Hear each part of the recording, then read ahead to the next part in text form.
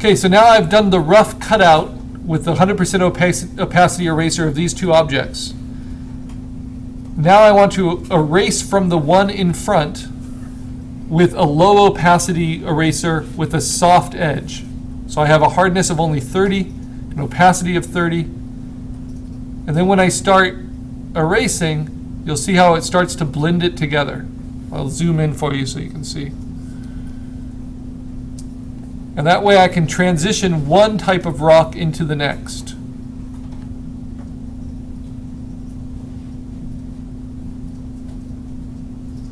But if I go too far, I might get to where I don't have any substance left. So you try to transition efficiently.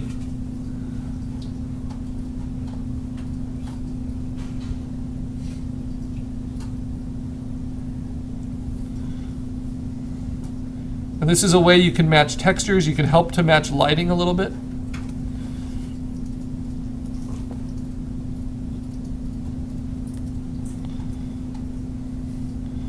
And remember, you can always go back if you think you erased too much in your history.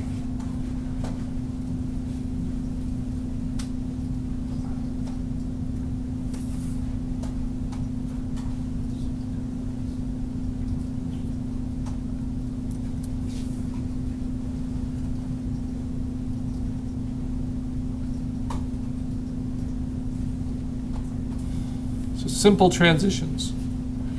Helps it look like one formation. Same thing down here.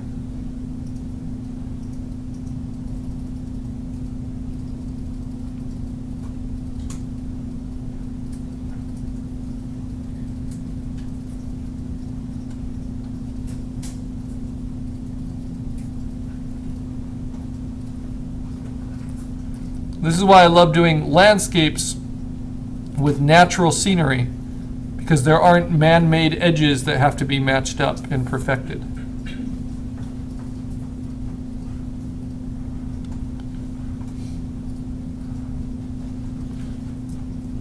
Actually, I want to cover up those trees, so I'm going to leave those rocks in there.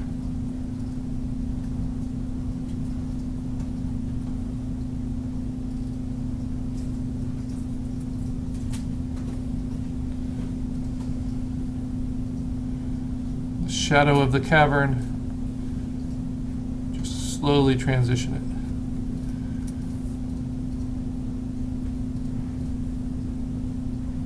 And the more you work with it, the more you become familiar with what your reference is doing. So now these two layers, for the most part, have been merged together. This rock looks a little clunky, but I'm probably going to cover that with another element anyway. Now, how do I make those two layers? I'll turn off these other ones so they don't distract.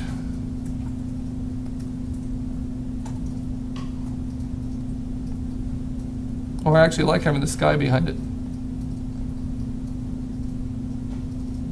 There we go. So how do I make these two layers really match? Well, I need to use some coloring tools. This rock formation here is much more yellow than this rock formation here. So what I do is I select the right layer, and then I go to Image Adjustments, and this is my favorite tool for compositing. It's very subtle, Color Balance. And I'm able to shift the temperature of the light of the midtones, always good to start in the midtones, slightly away from yellow, and maybe a little bit more towards red and magenta, so that those colors match a little bit better. And then if I look at the shadows here, I see that the shadows look a little dead. So I'm going to go to shadows and I'm going to put a little bit more blue in them. Just a little bit more cyan. And then the highlights here look a little warmer, so I'm going to go to the highlights. And I'm going to put a little bit more yellow in the highlights so that this looks very similar to this. Maybe a little bit of cyan in those highlights too. And you can just push them either way. Find what works best for you.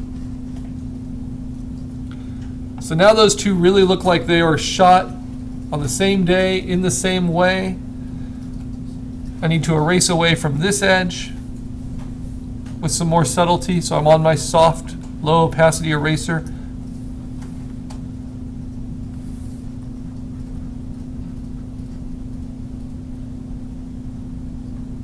I'm just going to carry some of those through. So they're a little bit more distinct. And I can switch it to even a less opaque to transition even more evenly out of these shadows.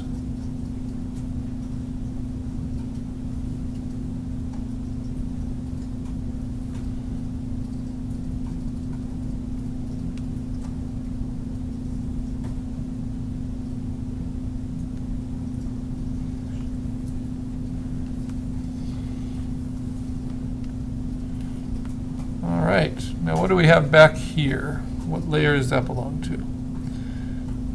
Yeah, so this cave isn't working for me so well, so now I'm going to go to the back reference, and I'm going to go back to my 100% opacity eraser, and I'm going to carve it out a little bit more.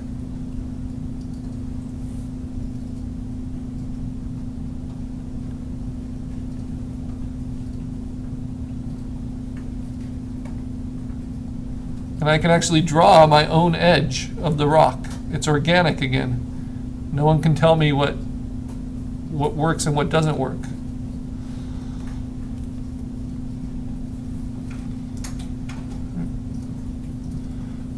Or I can just get rid of that shadow completely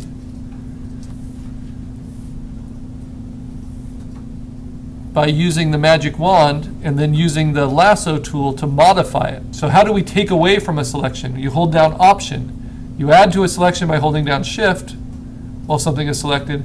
You take away from a selection by holding down Option.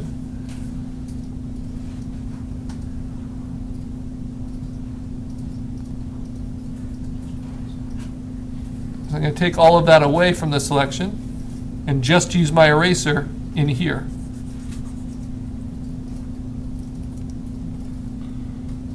And that looks like a more dramatic rock formation there. All right, good time to save it. Turn on my other references, start putting it together. So in the same way, how can I seam the sky now behind? So I'm going to take this top layer, and how do I blend that sky into the stormy sky? Well, I can first try just taking the opacity down completely, but you see I want those rocks. So instead of doing that, I want to just use my soft eraser. But first I want to use my hard-edged eraser and get rid of these really abrupt edges. And I'll actually usually do that just with the lasso to make kind of a soft shape.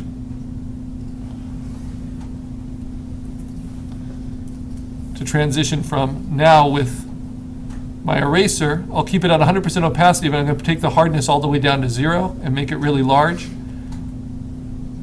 And I call this a ghosting effect. When you erase with 100% opacity, but with a really soft brush, and you erase just outside of the edge you want, you'll do this beautiful gradated blending. The bigger you get, the stronger it is. So if I get really large,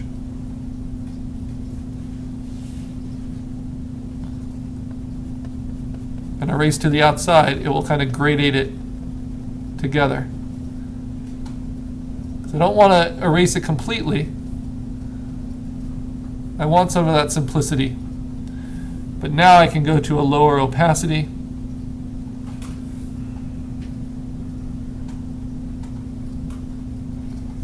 So it doesn't all disappear. Now I think I do want this rock formation though. So I'm going to go to 100%, hardness 100%, smaller size.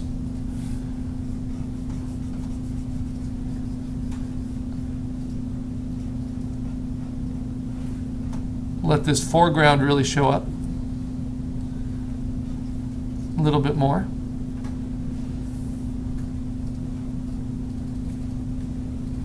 And And then I can go to the lower opacity, softer edges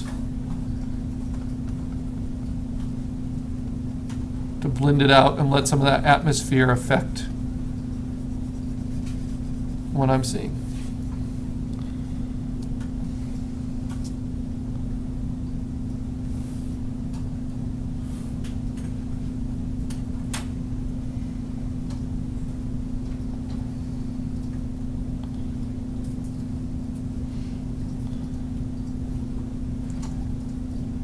So we're making a lot of brush strokes. Each of those is recorded in your history.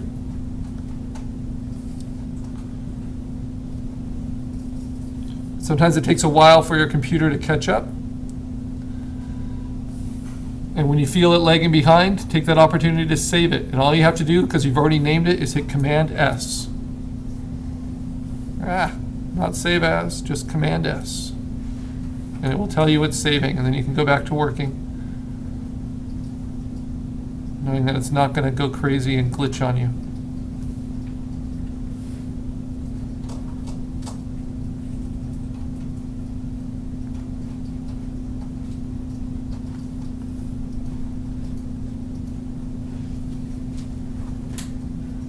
I want it to feel like this raises out of the mountains. So I'm softly transitioning it in there.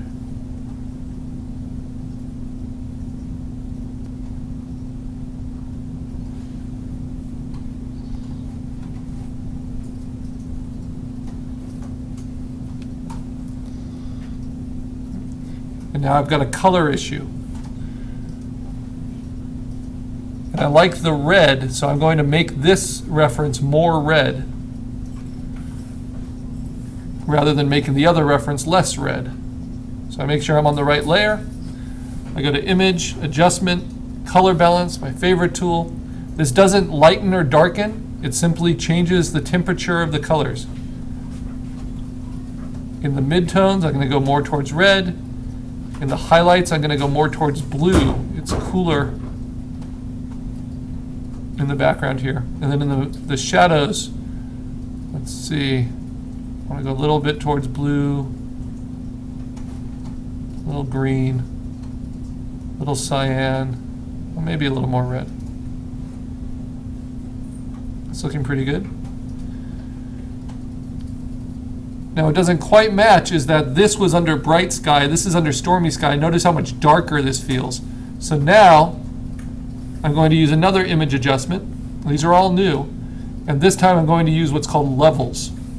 Levels is fantastic. This is just about your lights and darks. Midtones, shadows, highlights.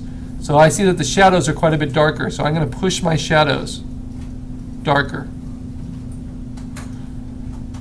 I see the midtones are even a little bit darker, so I can push my midtones a little bit darker. You see how now those are really starting to match.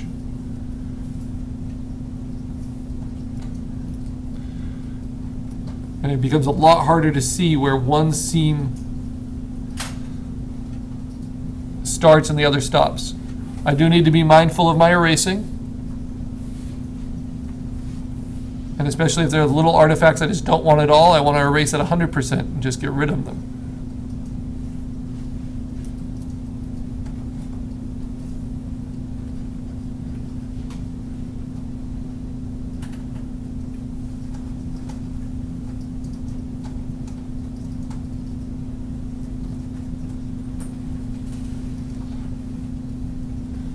All right, but we're just getting started. So I've got a stormy sky, got that stuff going on. I had a sun that I wanted to put in. Still working from the backdrop forward. Now the sun, there's obviously some stuff I want to get rid of. I don't want that bicycler at all. We want this to be an empty landscape.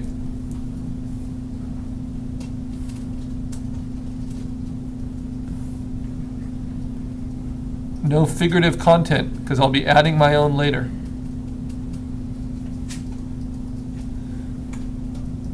And that temple's cool.